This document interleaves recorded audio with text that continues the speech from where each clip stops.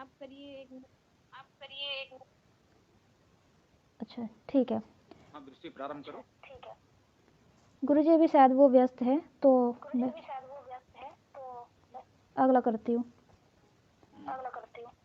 ओम यः पृथिवीं व्यथमानाम् अद्रन्त यः पर्वतान् प्रकुपितान् अरम्णात् यो अन्तरिक्षं विममे वरीयो योधाम असद्भ्रात सजनास इंद्रः जिसने प्रकंपित धरा को किया दृढ़ जिसने प्रकोपित हुए गिरि संभाले जिसने रचा अंतरिक्षं वरीयः द्यो को संभाला वही इंद्र लोगो। विदुषी बहन अब करेंगे क्या आप? हाँ। जी। ओम यो हत्वा अहिम अरिणात् सप्त सिन्धून् योगा उदाजत् अपधा बलस्य यो अश्वमनोः अन्तः अग्निं जजान संरक्षमस्तु सजना स इन्द्रः अहिकाहनन् सप्त सरिता बहाई बल से बंधी गाय जिसने छुड़ाई जिसने शिला मध्य में अग्नि जन्मा समाधान करता वही इंद्र लोगो।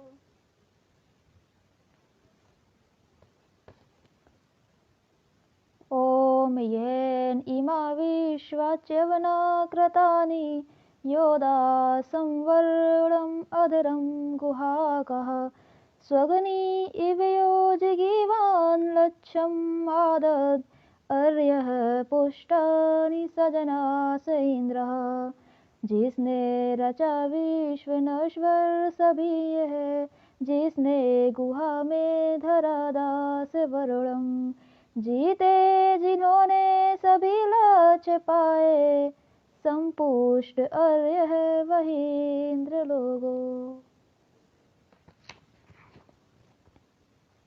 ॐ यं समाप्रच्छन्ति कुहस इति घोरम् उत इम आहून एषो अस्ति चेनं सोऽर्यः पुष्टिः विजयिव अमिनाति श्रतस्मै धत्त सजना स इन्द्रः जिसे पूछते सब कहाँ घोर है वह कहते हैं नहीं यह नहीं यह वह यज्ञ पुष्टि विजेता विनाशक श्रद्धा उसी में वही इंद्र लोगो। ओम यो रध्रस्य चोदिता यः कृशस्य यो ब्रह्मणो नाद्यमानस्य कीर्हे युक्त ग्राव्रो यो अवीता सुशिप्रः सुत सोमस्य सजनास इंद्रः जिसने धनी निर्धनों को चेताया जो ब्रह्म के याचकों का प्रशंसक व्रती जो सुरक्षक सुमुख सोम सुत का वही इंद्र लोगो वही इंद्र लोगो। ॐ यस्य अश्वासः प्रदिशि यस्य गावो यस्य ग्रामा यस्य विश्वे रथासः यः सूर्यं यः उष्मं जजान यो अपं नेता स जना स इन्द्रः जिसके सुशासन रहे अश्वगाएं सभी रथ तथा ग्राम जिसके सुशासन जिसने बनाए उषा सूर्य जिसने रक्षण प्रदाता वही इंद्र लोगो।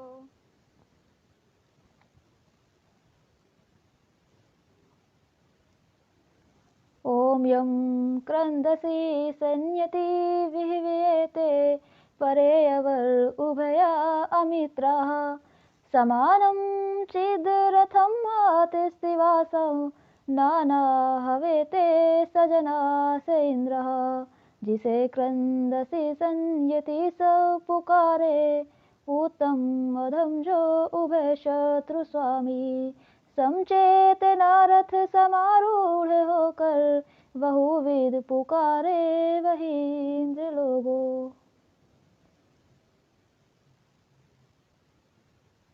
ॐ यस्मात् नरिते विजयन्ते जनासो, यं युद्धमाना अवसेहवन्ते, यो विश्वस्य प्रतिमानं बभूव, यो अच्युत स जना स इन्द्रः, जिसके बिना लोग विजयी न होते, रक्षा करते युद्ध करता पुकारे, जो विश्व का दिव्य प्रतिमान होकर, अचल को करे चल वही इंद्र लोगो।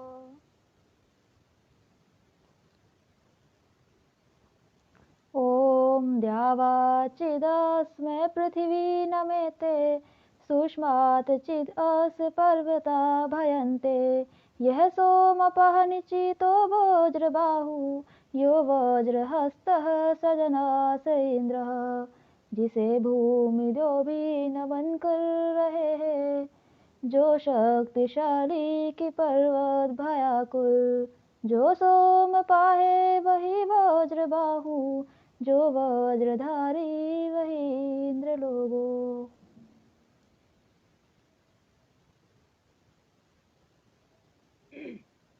ॐ यः शम्बरं पर्वतेषु छेयन्तं, चत्वरिष्यं सदशरदि अनु अविन्दत्, ओजायमानं यो अहिं जघान, दानुं शयानं स जना स इन्द्रः, शम्बर निवासी रहा पर्वतों में, शरद काल 40वें खोज लाया, सोते हुए दानो अहियोजमानम, जिसने मिटाया वही इंद्र लोगो।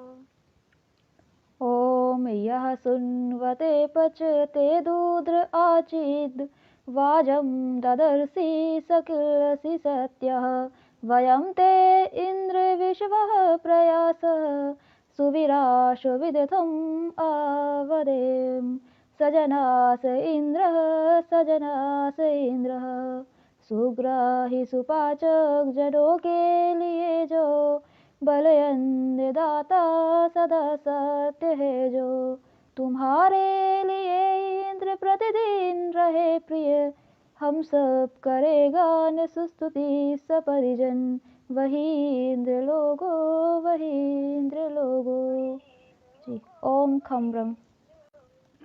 हाँ पुलकित जी, अब ये 15वां मंत्र उन्होंने कर दिया है, तो अपना अर्थ कर दो, फिर आगे बढ़ रहा है। जी गुरु जी।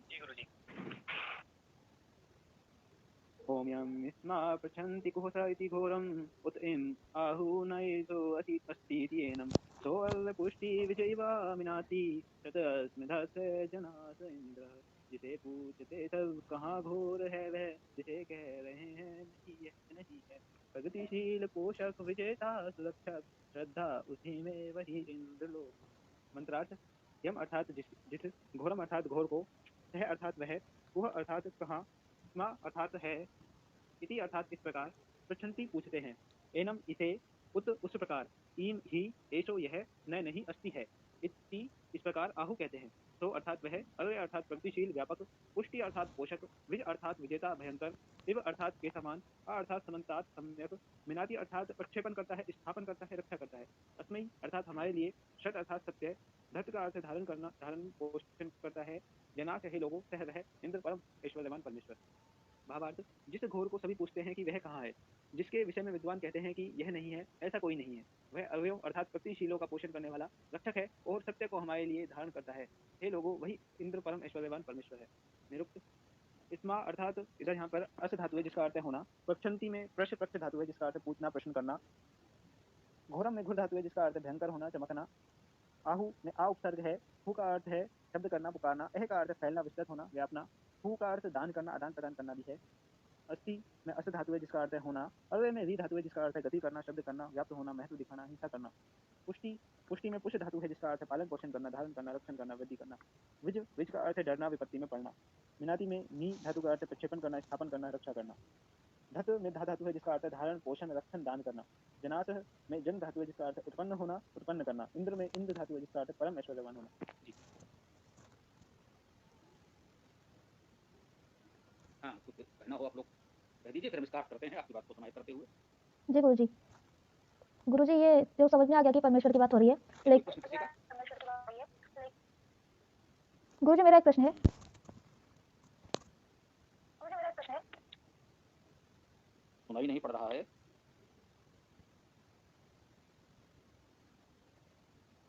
बोलिए कोमल जी, बोलिए प्रश्न क्या है? जी गुरुजी मेरा ये प्रश्न है कि विद्वान लोग ऐसा क्यों कह रहे हैं उसमें कि यह नहीं है, ऐसा नहीं है, तो ये मुझे समझ में नहीं आया यहाँ पे, तो इसको थोड़ा स्पष्ट कर दीजिएगा।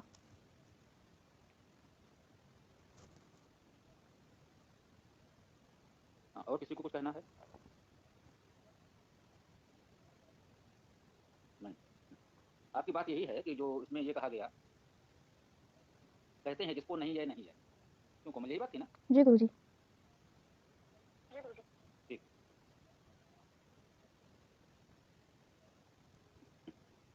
इसमें देखिएगा पूरे सुख में भी यही बात है। इंद्र अर्थात परम ऐश्वर्यवान परमेश्वर का गुण कीर्तन किया जा रहा है, उसकी महिमा का वर्णन किया जा रहा है। यमस्मा प्रस्थंत को होसाई घोरम, जिसे पूछते सब कहाँ घोर है वह, हम सब पूछते हैं वो ईश्वर कहाँ है, कहाँ मिलेगा। को साहित्य घोरम, वह घोर है, उसे घोर कहा गया यहाँ पर विशेष रूप से। इसमें जो समझने वाला शब्द है वो केवल घोर है, जिसे पूछते सब कहाँ घोर है वह। यमस्मा प्रस्थंत को होसाई घोरम, जिसे सब पूछते हैं कि वह घोर कहाँ है।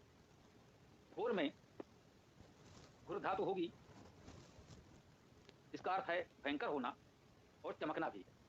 और घोर का अर्थ चतुराई से चलना है, चतुरता है। तो इसमें देखिए कहते हैं ये बहुत घोर है, घनघोर है। इसमें भय का भाव भी है, जो भयंकर है, भयानक है। तो एक स्वरूप तो ये भी है, परंतु आप देखिएगा वेद में शब्दों का चयन किस प्रकार किया जाता है। विभिन्न प्रकार के लोगों के लिए ईश्वर का स्वरूप अलग अलग है। एक शिकार को पकड़ती है तो कहते हैं शेरनी की जबड़े में एक बार आ जाए तो फिर उसका बचना असंभव है। वही शेरनी अपने बच्चों को उसी जबड़े से पकड़ कर एक स्थान से दूसरे स्थान पर ले जाती है, सुरक्षित रखती है, उसकी करती है, उसको जरा सा उसके जबड़े, उसके दांत चुभ नहीं सकते। तो इसके लिए कैसा स्वरूप होगा ये हम पर निर्भर करता है। घोर का अर्थ भयंकर है। जो उस परमेश्वर के प्रतिकूल चलने वाले हैं उनके लिए घोर का अर्थ भयंकर है, होना भी चाहिए। और जो उनके उपासक हैं उनके लिए घोर धातु का अर्थ चमकना भी है।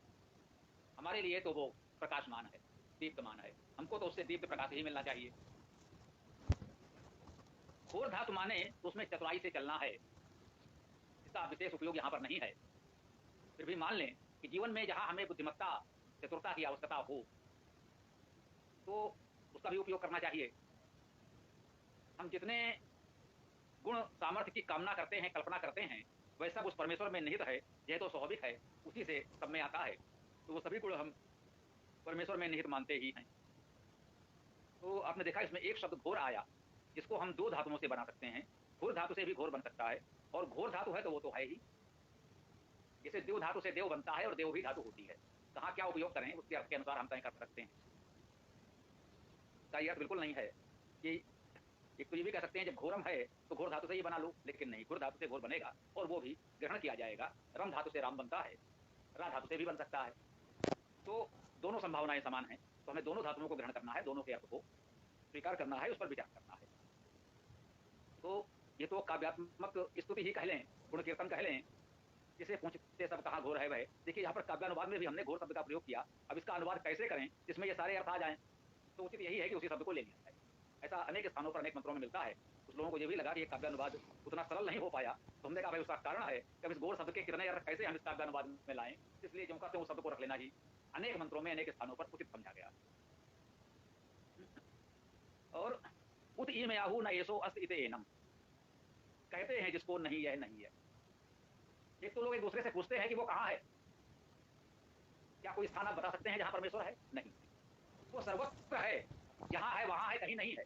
वो मंदिर मस्जिद चर्च गुरुद्वारे में नहीं है, वो सर्वत्र है तो वहाँ भी है, लेकिन कहीं किसी विशेष स्थान में है तो नहीं। वो सर्वव्यापी है, सर्वत्र है, जहाँ आप हैं वहीं है, किसी स्थान विशेष पर नहीं है। जिसको वो कह रहा है, जिसे पूछते सब कहाँ घोर है, वह कहते हैं जिसको नहीं यह नहीं है, उसके विषय में कहते हैं उत ईमयाहु। और उसी प्रकार ऐसा कहते हैं कि न येसो अस्ति इति येनम, इसको इस तरह भी कहते हैं कि यह तो नहीं है, यह नहीं है। अब आप कहते हैं वही बात है, क्या कहते हैं कि भाई क्या यह है, क्या यह मूर्ति ईश्वर है? नहीं है। क्या यह मंदिर ईश्वर है? नहीं है। क्या यह पीपल का वृक्ष ईश्वर है? नहीं है। ईश्वर सर्वत्र है तो इन सब में भी है, लेकिन कोई कहे कि यही ईश्वर है तो नहीं है। कहते हैं जिसको नहीं है नहीं है। आप जिसको भी एक वस्तु को कहना चाहें कि क्या यह ईश्वर है, कहेगा नहीं, यह ईश्वर नहीं है। अगर कोई ये कहेगा कि इसमें ईश्वर है तो हम कहेंगे हाँ है, लेकिन यह ईश्वर है ऐसा नहीं, ठीक है ना। तो जिस कहते हैं जिसको नहीं है नहीं है, इस सृष्टि की किसी भी एक वस्तु को, वो छोटी हो बड़ी हो, कितनी भी लघु हो, कितनी भी विराट हो, कितनी भी विशाल हो, अगर कहते हैं कि यह ईश्वर है तो नहीं है। क्या सूर्य ईश्वर है? नहीं है। क्या चंद्र ईश्वर है? नहीं है। तो पृथ्वी की छोटी छोटी वस्तुओं के विषय में क्या कहना? सब कुछ ईश्वर में है, सब कुछ ईश्वरमय है, परंतु किसी एक वस्तु को ये कहें कि यह ईश्वर है तो ऐसा नहीं है। कहते हैं जिसको नहीं यह नहीं है, उत ईमयाहु न येसो अस्ति इति एनम। तो है क्या? सब तो आपने नकार दिया, तो फिर वो है क्या? तो कहते हैं तो अर्या पुष्टि विज इव आमिनाति। तो अर्थात वह अर्य है, पुष्टि है, और विजयु आमिनाति, विज के समान मिनाति, मिनन करता है। अभी हमने अर्थ नहीं किया, उन्हीं शब्दों को केवल आपकी भाषा में डालने का प्रयास किया। तो वह अर्य है। अर्य का अर्थ रिगतो धातु से प्रदर्शित। जब रिगतो धातु के बहुत से अर्थ हैं, तो उतने सारे अर्थ हर बार सुनाए तो नहीं जा सकते। आप पढ़ेंगे, पुस्तक आपके पास होगी, नहीं है तो हो जाएगी, मंगा सकते हैं। तो ऋ धातु के बहुत अधिक अर्थ हैं, और हम मानते हैं कि वे सभी अर्थ यहाँ ग्रहण किए जा सकते हैं। जब हम की बात करते हैं तो वो सारे गुण सामर्थ्य उसमें अपेक्षित होते हैं, और हमारी प्रेरणा उससे ये भी ग्रहण करनी है कि उसमें से अधिकांश गुण हम लोग भी ग्रहण करने का प्रयास करें। कोई सज्जन संभवतः अभी जुड़े हैं, तो वो जानना चाहते हैं कौन से मंत्र पर चर्चा हो रही है। कृपया समय से जुड़ें। यह इंद्र सूक्त है, ऋग्वेद मंडल 2 सूक्त 12। ठीक, ऋग्वेद मंडल 2 सूक्त 12 का 5वां मंत्र है यह, जिसकी हम लोग चर्चा कर रहे हैं इस समय। तो वह अर्य पुष्टि, वह अर्य है, प्रगतिशील है, व्यापक है, अनेक गुण धर्म सारे शब्द में हैं। पुष्टि, वह पुष्ट कारक है, हम सबको पुष्ट करता है, पोषण देता है। और क्या है? वह विजेता है। अब उससे बड़ा विजेता और कौन हो सकता है? कह दिया गया वह विजेता है, तो उससे बड़ा विजेता कौन हो सकता है? और उसे किसी पर विजय प्राप्त करने की आवश्यकता ही क्या है? एक प्रश्न ये उठ सकता है कि उसे विजेता क्यों कहा गया? वो किस पर विजय प्राप्त करेगा? उससे परे है ही क्या जिसे वो जीतेगा? बात बिल्कुल सत्य है। यहाँ पर जो मूल भाव हम लोग ये कहते हैं कि हमको प्रयास ये करना होता है कि वेदों में ऋचाएं हैं, स्तुतियां हैं, हम उसके गुणों का वर्णन करते हैं, उससे प्रेरणा ये प्राप्त करते हैं कि ये गुण सामर्थ्य हम में भी हो। उसके गुणों का वर्णन करते हैं, उससे प्रार्थना करते हैं, कामना करते हैं, ये भावना करते हैं कि ये सारे गुण कर्म स्वभाव सामर्थ्य हम में हो, ये प्रयास करते हैं। कह रहे हैं कि वो विजेता है, वो तो सदा विजेता ही रहेगा, उसे कौन पराजित कर सकता है? उसे किसी को विजय करने की आवश्यकता भी नहीं है, कह लीजिए। परंतु हमको विजेता होना है। जीवन अपने आप में एक संघर्ष है, सदैव हमें विभिन्न संघर्षों से सामना होता है। तो हमको विजेता बनना है, उसके लिए ईश्वर की सामर्थ्य स्तुति को हमें ध्यान में रखना है, उसकी उपासना करनी है। वह आत्मबल आत्मविश्वास हमें अपने में धारण करना है कि हम विजेता हूँ, क्योंकि वह तो है ही। उससे ये गुण धर्म हमको ग्रहण करना है, और वह विनाशक कहा गया है इस अर्थ में, क्योंकि विजयु मिनाति, संभवतः यही आया होगा। पुष्टि तो हो ही गया। विज का अर्थ है डरना, विपत्ति में पड़ना। विजयु, विज के समान, अर्थात कभी हम भयग्रस्त हों, विपत्ति में पड़ जाएं, तो आमिनाति, मी का अर्थ है प्रक्षेपण करना, स्थापन करना, रक्षा करना। आप देखिए, जब हम कभी भय में पड़ेंगे, विपत्ति में पड़ेंगे, संकट में पड़ेंगे, तब उसके इस गुण का स्मरण करेंगे कि वो हमारी रक्षा करे, हमें स्थापन करे, प्रतिष्ठित करे। हम विचलित हो रहे हैं, मन को भी सुस्थिर करे, और जीवन में भी हमको वो प्रतिष्ठा प्रदान करे। ये भाव हमने इस मिनाति, यह क्रिया है, इसका अर्थ हुआ कि वह रक्षा करता है, स्थापन करता है, प्रक्षेपण करता है। विजयु, जब कभी हमारी स्थिति भय विपत्ति की हो जाए तो जैसे विपत्ति में वो सबकी रक्षा करेगा, स्थापन करता है, रक्षा करता है, प्रक्षेपण करता है, हमको इन कठिनाइयों से बचाता है, यह इसका भाव है। और जिस परमेश्वर के विषय में हमने इतने गुणों का वर्णन किया, उसके इतने गुण कर्म स्वभाव सामर्थ्य का वर्णन किया, यही स्तुति है। हम कहते हैं स्तुति क्या है, तो किसी के वास्तविक सच्चे गुणों का वर्णन करना स्तुति है। मिथ्या गुणों का वर्णन करना नहीं, जो गुण किसी में है ही नहीं, वो यदि उन गुणों का वर्णन उसके साथ करें तो समाज में स्वार्थवश तो लोग एक दूसरे के प्रति कर सकते हैं, ईश्वर में तो सभी गुण हैं ही, उन गुणों का वर्णन करते हैं तो कह रहे हैं जिसमें इतने गुण सामर्थ्य हैं, सत असमय धत्त बहुत उपयोगी है आपके लिए। असमय इसके लिए, श्रत धत्त, आपने एक शब्द सुना है श्रद्धा, आपने श्रद्धा शब्द को जोंका तो सुना है और आप जानते हैं ये बना कैसे। अब आप देखिए ये वैदिक भाषा की विशेषता, श्रत पहले आ गया, असमय बीच में आ गया, धत्त बाद में आ गया, श्रत धा इति श्रद्धा। श्रत को धारण करना ही श्रद्धा है। श्रत का अर्थ होता है सत्य। श्रत वैदिक उपसर्ग है या अव्यय है। हमने आपको बताया है कि वेद में उपसर्ग और अव्यय में कोई भेद नहीं होता। यहाँ उपसर्ग भी अव्यय के समान शब्द से पृथक स्वतंत्र रूप से उपयोग हो जाते हैं और कोई भी अव्यय आवश्यक होने पर जुड़ भी जाता है। तो वेद में उपसर्ग और अव्यय में भेद नहीं है। परवर्ती लौकिक संस्कृत में दोनों में कुछ अंतर कर दिया गया है, अर्थात वेद के कुछ अव्यय को ऐसा हो गया है कि वे सदैव शब्द के साथ जुड़े रहते हैं, तो उनको उपसर्ग कह दिया गया है। ये हमने आपको बताया था प्रारंभिक कक्षाओं में। तो कहा गया कि जिस परमेश्वर के इतने गुण अभी तक हमने बताए, सत्य असमय धत्त, उसके लिए ही सत्य को धारण करें, श्रद्धा उसी में होनी चाहिए। स जनास इंद्रा, जनास जन का बहुवचन है, हे लोगों, सा अर्थात वह इंद्रा परम ऐश्वर्यवान परमेश्वर है। कह रहे हैं जिसमें ये गुण हमने भी आपको बताए, वही इंद्र है, वही परमेश्वर है, उसी में हमारी श्रद्धा होनी चाहिए। श्रद्धा उसी में, वही इंद्र लोगों, वही इंद्र लोगों, वही इंद्र लोगों। ये इस मंत्र की थोड़ी सी चर्चा व्याख्या हमने आपके समझ प्रस्तुत की। अब और जो कोई प्रश्न हो आप कर सकते हैं, हम समाधान का प्रयास करेंगे।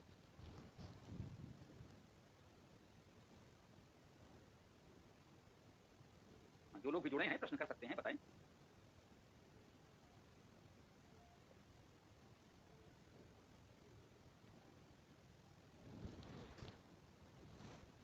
क्योंकि ये प्रश्न तो नहीं आ रहे हैं तो फिर आगे देखिए। हाँ अभी समय है, कुछ नए लोग यदि हों उनको समय की समस्या हो तो ऐसा ना माने। आधा घंटा तो न्यूनतम समय हम लोगों ने प्रारंभ में तय किया था, और प्रश्नोत्तर आदि में थोड़ा समय हो जाता है तो 15-20 मिनट आधा घंटा लगभग और हम लोग दे सकते हैं, उसकी चिंता न करें। किसी के मन में कोई प्रश्न हो तो कर सकते हैं, ये प्रश्नोत्तर काल का समय हम लोग देते हैं।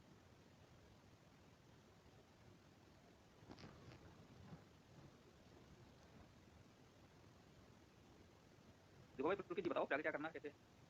जी, एक बात तो ये है कि कल से जो पाठ है वो अंत में कर लिया करेंगे, और जो अपनी कक्षा है वो 7:30 बजे फिक्स शुरू हो जाएगी। आप सभी से निवेदन है कि आप समय से जुड़ जाएं, 7:25 तक जुड़ जाएं। आप प्रतीश कुमार जी, आप रिकॉर्डेड वीडियो उपलब्ध हैं, आप उन्हें देख लीजिए। ये मंत्र वगैरह कितने हैं ये सब कुछ हो चुका है।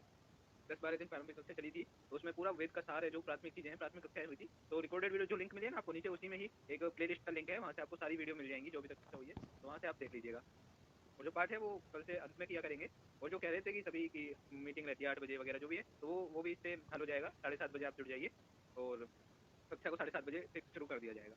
और उसके बाद व्याख्या के बाद किसी साथी का प्रश्न तो आप पूछ लीजिए, अभी वही प्रश्नकाल चल रहा है जी। गुरुजी, श्रद्धा का अर्थ सत्य होता है और धत्त का धारण करना, लेकिन आज के लोग तो असत्य चीज़ों को धारण कर रहे हैं श्रद्धा के नाम पर, तो ये कैसे, मतलब इसको थोड़ा समझा दीजिए। यही बात है, श्रद्धा शब्द का ही अर्थ है सत्य को धारण करना, और जो लोग असत्य को धारण किए हैं उसे श्रद्धा कह रहे हैं, तो इसी को तो हम लोग अंधश्रद्धा अंधविश्वास कहते हैं। जो भी अंधे हैं उन्हें सत्य का पता ही नहीं है और वो धारण किए हुए हैं, तो इसीलिए उसको अंधश्रद्धा कहा गया, अंधविश्वास कहा गया। सत्य को धारण करना श्रद्धा है, असत्य को धारण करना अंधश्रद्धा है। हाँ महोदय, आपका प्रश्न जो मंत्र संख्या के विषय में था संक्षेप में बता भी देता हूँ। वेद में मंत्रों की कुल संख्या 20,416 है। चारों वेदों में कुल मंत्र 20,416 है। इनमें लगभग आधे ऋग्वेद में है। ऋग्वेद में कुल मंत्र संख्या 10,589 है। 10,589 अर्थात 90 में 1, 10,589। सामवेद में 1,875, यजुर्वेद में 1,975। ये ध्यान रखने में सरल है, सामवेद सबसे छोटा है 1,875, यजुर्वेद में 1,975 और अथर्ववेद में 5,977। ये आपको हमारी सभी पुस्तकों में ये कुछ प्रारंभिक विवरण मिल जाते हैं। तो इस कक्षा में एक पाठ्यक्रम भी है, पाठ्य पुस्तकें हैं कह लीजिए, तो न्यूनतम 300 रुपए और अधिक जो आप कर सकें, यदि उसी दिए गए लिंक में गौरव जी का नंबर है उस पर आप किसी भी माध्यम से सहयोग राशि भेज देंगे तो आपके पते पर हम पुस्तकें भेज देंगे। तो कुछ पाठ्य पुस्तकें निर्धारित हैं, यदि वो आपको मिल जाएंगी तो आपको कक्षा में जुड़ने में समझने में सुविधा होगी। जिस तरह के कुछ छोटे छोटे प्रश्न आते हैं उनके उत्तर उसमें आपको मिल जाएंगे, और जो हम लोग यहाँ पढ़ते पढ़ाते हैं ये पुस्तकें आपके पास होंगी तो अच्छा रहेगा। परंतु यदि नहीं मंगा पाते हैं तो ऐसा कोई नियम नहीं है, आप कक्षा में वैसे भी जुड़ सकते हैं। परंतु यदि पुस्तकें रहेंगी, पाठ्य पुस्तक होगी तो पढ़ने में सुविधा होगी आपको भी। बस इतना सा विषय में जानकारी देनी थी। तो आपका ये हमने मंत्र संख्या भी बता दी, और मेरे ख्याल से बिटिया के प्रश्न का उत्तर भी हो गया, श्रद्धा वाली बात। और किसी को कोई प्रश्न करना हो तो बताएं।